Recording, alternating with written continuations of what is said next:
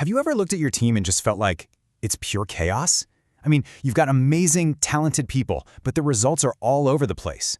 Well, today, we're going to break down a super simple framework to turn all that chaos into crystal clarity, creating a system that just works. Let's dive in. You know, it all starts with a question you've probably asked yourself a million times. Why does the exact same task take Mark 2 full hours, but Sarah can knock it out in just 20 minutes? You see this on teams constantly. Two great people, one task, but the results? Wildly different. And listen, this isn't about who's better or who works harder. It's about the lack of a single standard way of doing things. And that right there is the heart of the problem. Inconsistency is like this invisible tax that's constantly draining your team's potential. Every single minute someone wastes trying to reinvent the wheel, every error that comes from a missed step, it all adds up. But it's so much more than that. It's a culture killer. It creates frustration, it chips away at trust, and it literally puts a ceiling on what your team can accomplish. So let's talk about how to stop paying that tax. Okay, so how do we fix this mess? We start by laying the proper groundwork. You know that old saying from carpenters, measure twice, cut once? That's exactly what this is. This planning phase is absolutely everything. If you get this part right, you're building on a solid foundation. Get it wrong, and, well, you're just wasting time building something that's destined to crumble. First things first, you absolutely need a North Star for this project. Before you even think about changing a process, you have to define your objective. You got to ask 3 simple questions. Number 1, what's our purpose? Are we trying to get faster? Are we trying to improve quality? 2, what's the scope? Are we just fixing a single team's workflow, or is this for the whole department? And 3, what's the outcome we expect? And be specific here. Don't just say better, say a 15% reduction in costs. This clarity is going to guide every single decision you make from here on out. So, with our big objectives set, it's time to play detective and find the real culprits. Look, you can't standardize everything all at once. You'd go crazy. The key is to pinpoint the processes that are causing the most friction, the biggest headaches, and the most groans from your team. And the absolute best way to do this is with a simple tool called a process identification matrix. Honestly, it's just a fancy name for a table, but think of it like a treasure map to your biggest problems. You just list out a process, say client onboarding, then you jot down the pain points, like inconsistent data entry, and finally, you give it a priority, high, medium, or low. Boom. This one simple chart tells you exactly where to focus your energy to get the biggest bang for your buck. Okay, so you've got your list of painful processes all mapped out. But hold on. Does that mean you should standardize all of them? Not necessarily.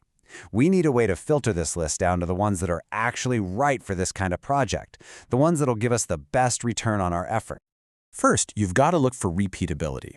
Is this a process that happens over and over and over again? I mean, a task that you only do once a year? Probably not a good candidate. But that thing your team does every single day, or even every week? Bingo. That's a prime target, because every improvement you make gets multiplied every single time the task is done.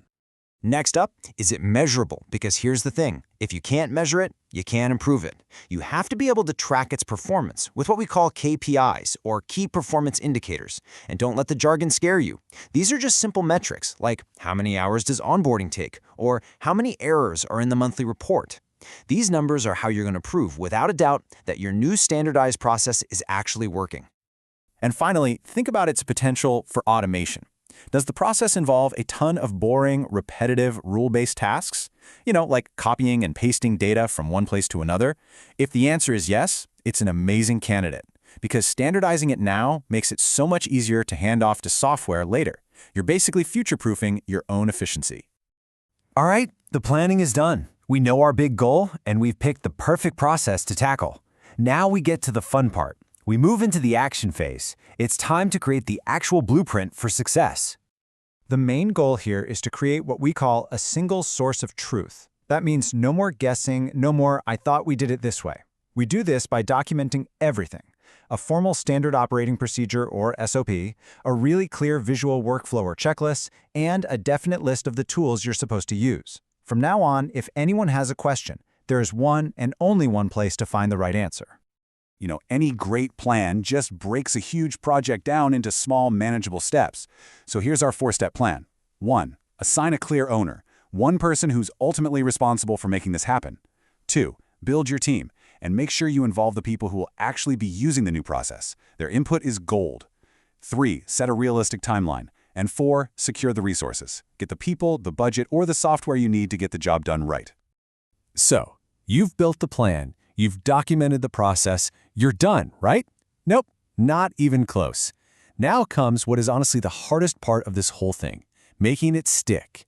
We need to turn this new plan into a permanent, everyday habit for the entire team. See, a standardized process isn't something you just set in stone and forget about. It's a living, breathing system. That means you have to constantly monitor those KPIs we talked about. You have to schedule regular reviews to see what's working and what isn't. And maybe most importantly, you have to create a feedback loop so the folks on the front lines can suggest improvements. That is how a good process evolves into a truly great one. And let's be real for a second. Change is hard. People don't always love it, so you have to plan for the risks. What if your team pushes back against the new way of doing things? Well, you can get ahead of that by involving them in the design process from day one. Worried it's going to cause a big disruption? Don't roll it out to the whole company at once. Just pilot the new process with a single, small team first. So after all of that planning, that documenting, and that refining, what's the payoff? Why on earth would you go through all this trouble? Well, let's look at the incredible rewards you can expect to see. This is where it gets really, really exciting.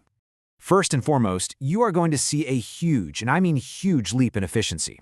When you get rid of all the wasted steps, the redundant work, and the constant guesswork, your team is finally free to focus on the work that truly matters. They'll get more done, and they'll get it done faster. And this isn't just a gut feeling. It is a measurable, trackable increase in output that proves your new system is crushing it. Second, you're going to see real hard cost savings. Remember that task that took Mark 2 hours? Well, when it consistently takes everyone on the team just 20 minutes, the savings in salaries and resources add up incredibly fast. That's real money that goes directly back to your bottom line, money you can reinvest in growing the business. And third, you get a massive, undeniable improvement in quality. A standard process delivers a consistent, high-quality result every single time. That means fewer errors, which means happier customers, a stronger reputation, and a business that people see as reliable and trustworthy. So we're going to leave you with a challenge. Right now, I want you to think about your own team, your own company. Think about all the little frustrations and inconsistencies you see every day, and ask yourself this question. Which single operational process, if you standardized it using this framework, would deliver the absolute highest impact? Find that one process, because that's your starting point.